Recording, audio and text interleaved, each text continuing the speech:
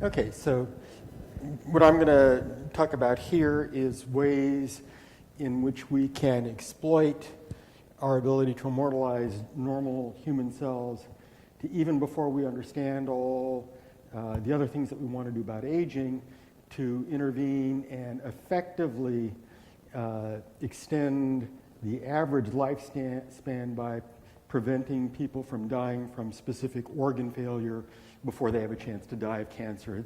You know, eventually, that's what we want to do for now, is to make everybody live long enough so that they die of cancer. And then in 20 years from now, after we've got a whole slew of specific reagents for treating all the different pathways, we can cure them of their cancers and actually be, you know, effectively extending the maximum human lifespan.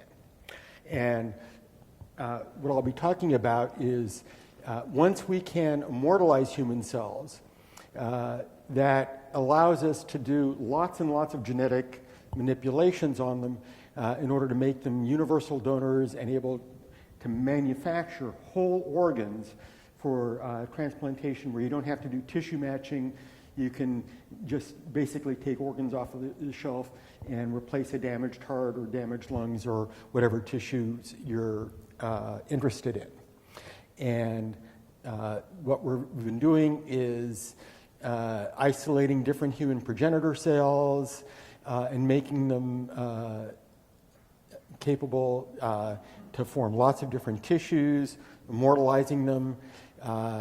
There are lots of factors that tumors, parasites, viruses express that shift the immune response from a rejection to a tolerogenic response. Lots of factors that are known, and we can go through and manipulate them, introduce them into cells to make the cells subvert the immune response and convert them into universal donors. We can also take a tissue, and if you decellularize it, you remove all the DNA, which is what is in fact immunogenic, and you leave behind an extracellular matrix.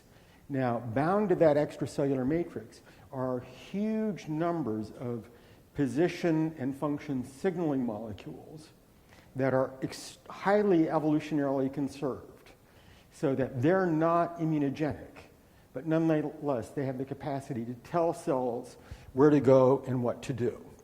Now, one of the magnificent things about immortalized cells is it allows you to completely forget about the problem of insertional mutagenesis, which is, you know, the bugaboo that has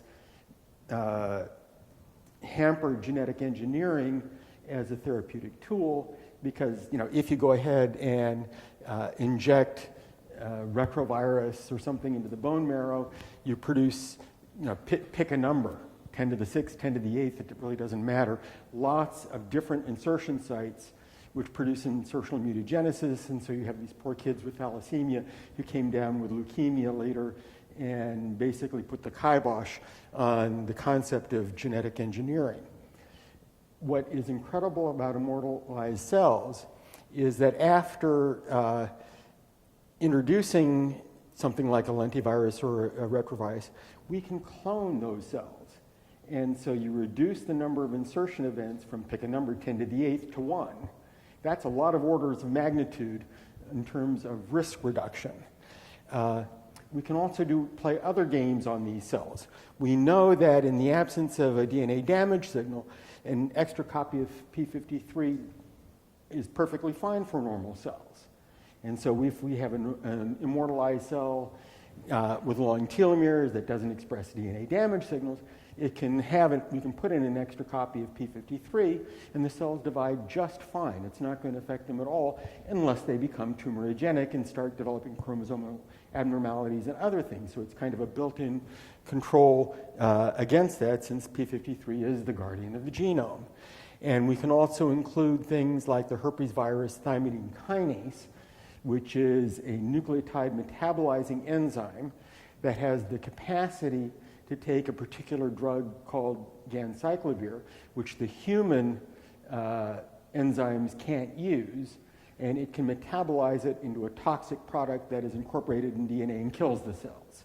So we can put in a magic bullet so that if anything goes wrong, we can specifically kill the tumor cells. And importantly, since most of the normal cells that we've used to create the tissue are non-dividing, and this toxic product is only expressed, incorporated in DNA in the dividing and possibly rare cancer cell that's going to potentially occur, we can specifically treat the cancer without killing the organ which is keeping the patient alive.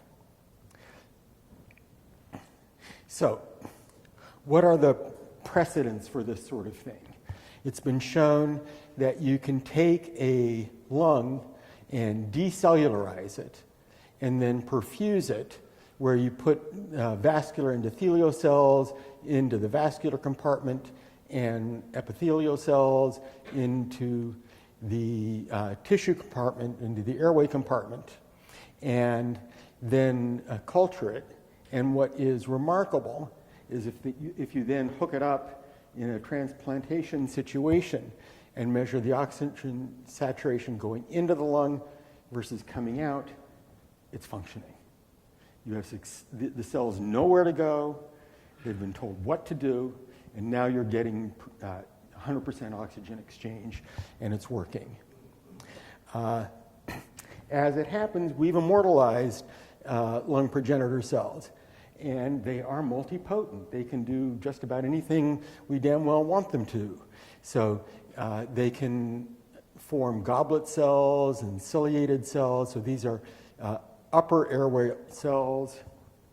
Depending upon how we culture them, they can form these branching ducts. They can form these alveolar-like structures. If you stain for surfactant, they're expressing this marker of alveolar cells. And if you do EM, you can show that they actually contain these multi-lamellar bodies that are the surfactant-containing molecules. So these cells can do everything that we would want them to. They can make both upper and lower airway components.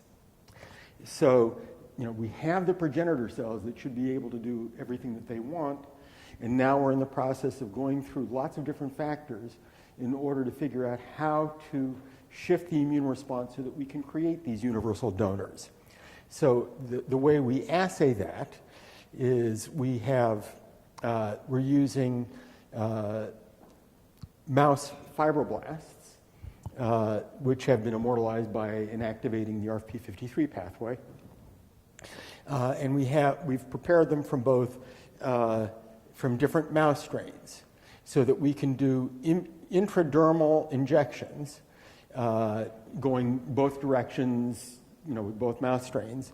And what you see is that the synergistic transplants survive, and the allogeneic transplants survive virtually identically for the first 7 to 10 days, but then the immune system kicks in, and bye-bye cells, they are normally rejected. And this just shows that in greater magnification. You put in some molecules, and it doesn't work. So FAS-L is one of the things that is used by some tumor or parasites to escape the immune system. When we simply overexpressed it in cells, it's one of the factors that didn't make a difference.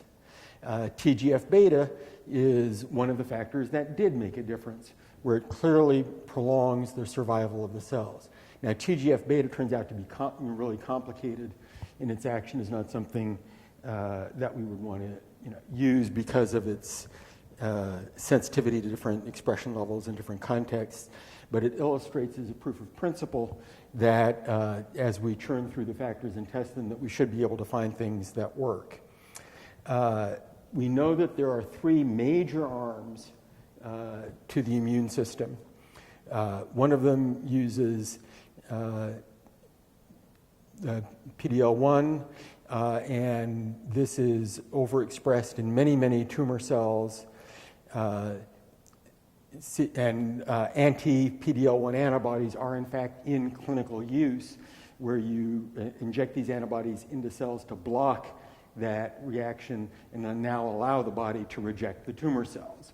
We're wanting to use it for the opposite effect in order to allow cells to escape the immune system.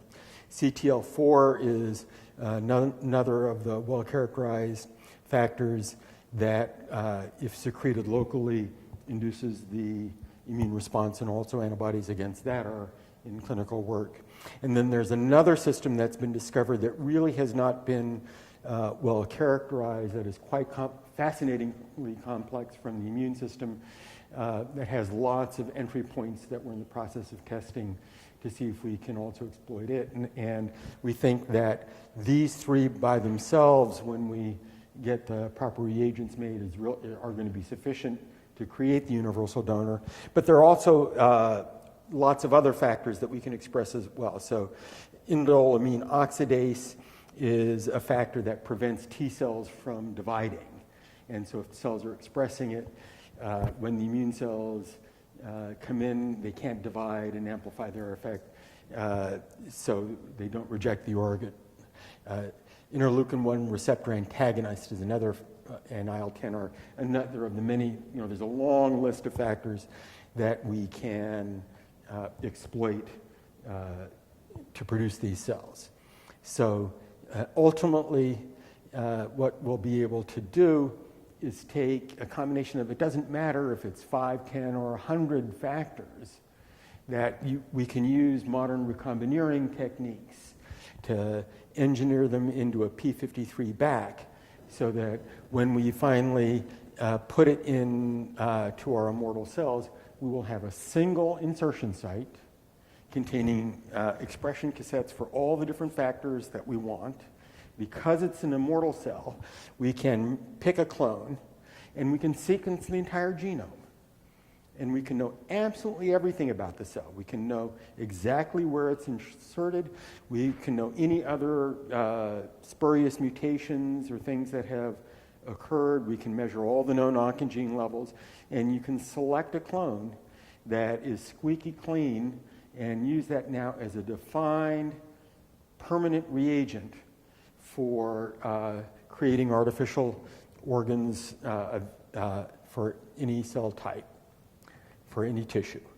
And so what the immediate short-term objective is, as a proof of principle, to deal with skin, because it's on the outside of the body, and there's an acute need for burn victims in order to be able to rapidly provide skin to prevent them from infection and dehydration and death, and is the first situation where one's likely to be able to actually institute this from a clinical perspective. And we're going to be able to create artificial skin and show that it's not rejected over not only a matter of days or weeks, but months or even years, and that the approach is feasible. And this proof of principle is really going to launch, I think, a new era in regenerative medicine, where one can envision having a warehouse of decellularized lungs, decellularized hearts, ultimately kidneys, although the biology of the kidney is complex and that's going to take a while to develop. But whenever a person comes in and needs a transplant, you'll simply thaw your decellularized tissue, thaw the different progenitor cells that have been created into universal donors, reconstitute them, and either after a few days in culture or just immediately be able to transplant those tissues into the person and cure their proximate disease. And the consequence of that is, rather than dying prematurely of emphysema or cardiac failure or XYZ tissue failure, you will now be able to survive long enough to get cancer, and then ultimately we'll learn how to cure cancer and manipulate the rate of aging by affecting a variety of maintenance and repair processes, and ultimately not only extend the average lifespan by preventing people from dying prematurely of organ failures, but also ultimately extend the maximum human lifespan. And Ryan Laranger is the grad student who is doing all of the experiments to learn how to make cells tolerogenic. And of course, my long-term colleague in crime, Jerry. And if you can read this, it says, "My telomeres are longer than your telomeres." And that's because the shirt was designed by the female graduate students in our lab. And as you well know, women live longer than men. Thank you very much.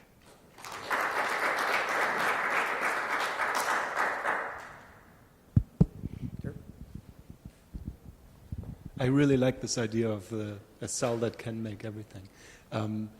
You said that you want to use decellularized tissue. Does that still require a donor? Where does that come from? Where does the bank get the decellularized tissue from to take your pig or your goat or any species that you want that has the right-sized organ for the age and size of your recipient. And because it's DNA that's immunogenic and the extracellular matrix residue is non-immunogenic, it doesn't matter what the source is. So for the heart, it's probably the pig. Pig would be perfect for an adult human heart, not for a kid.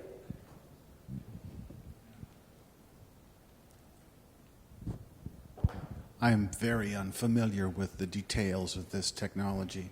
How do you decellularize something?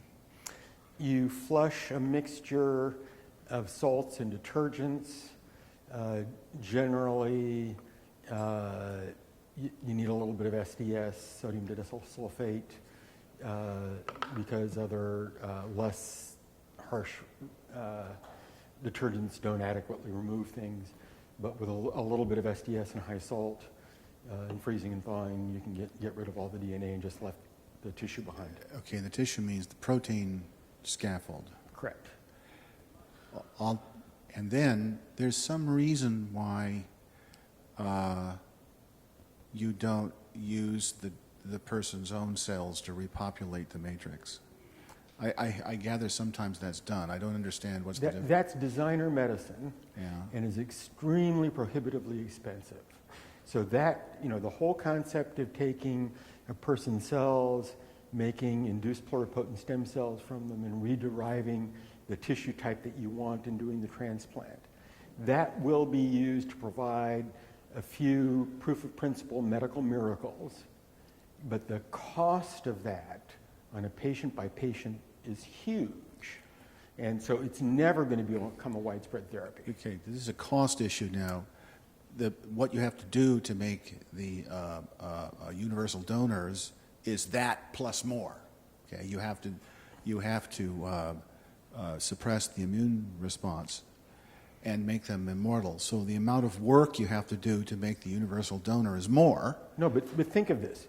In our individual laboratory, without any extra grant funding than we already have, we're going to be able to do this.